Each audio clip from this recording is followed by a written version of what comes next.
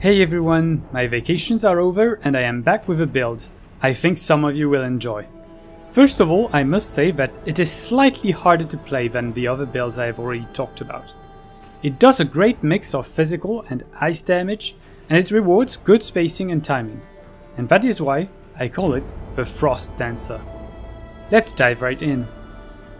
The idea of this build is to shred your enemies by constantly going in and out, switching between your sword and your Chakram.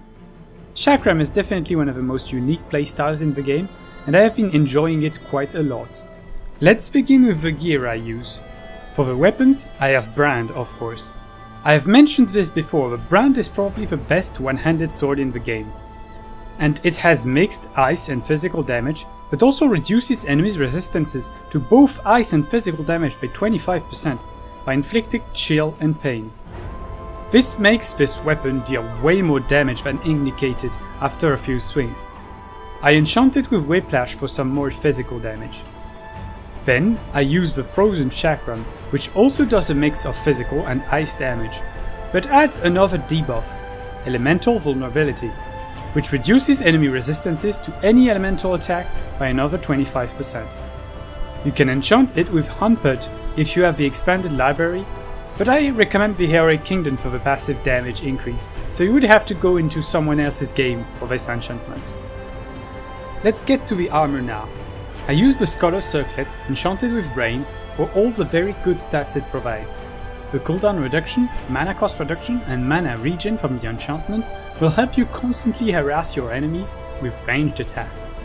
I then use the Adventurer armor enchanted with Spirit of Sierzo, as it gives 25% bonus ice damage and some decent enough defensive stats.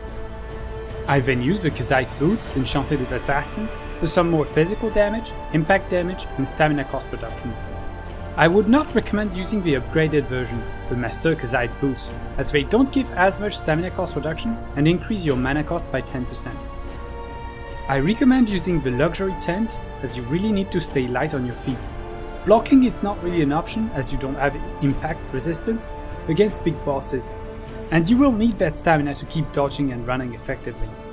You could use the Ice Totemic Lodge, the Caligray Bone Cage or Mage Tent, but I do not find them as worth as the Luxury Tent, and they tend to be harder to obtain.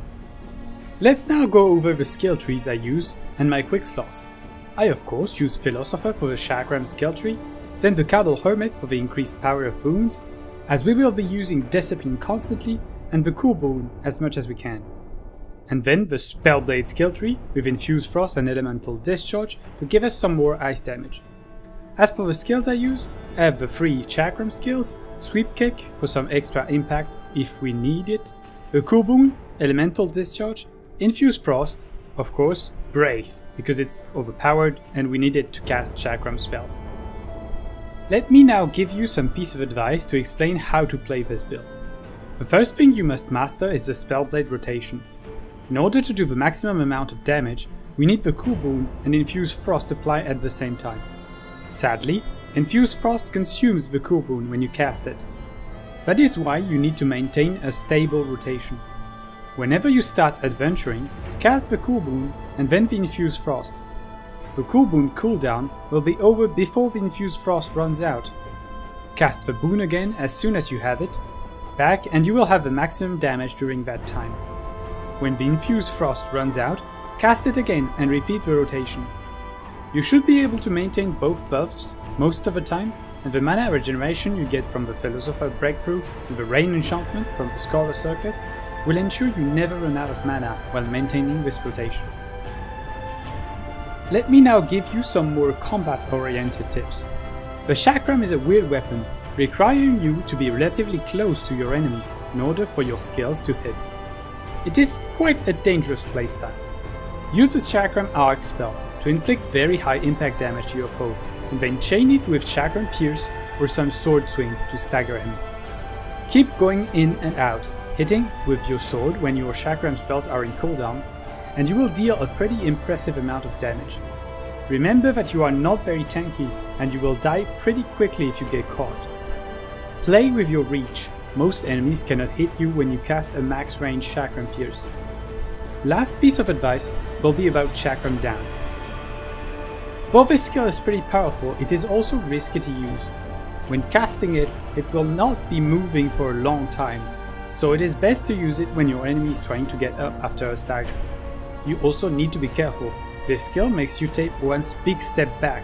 It can be used to dodge some attack, of course, but can also make you miss everything if you cast it while too far away from the target. It also has a very long cooldown and must be used carefully.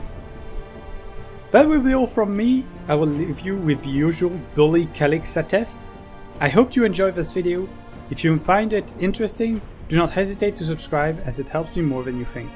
I'll see you again. Bye.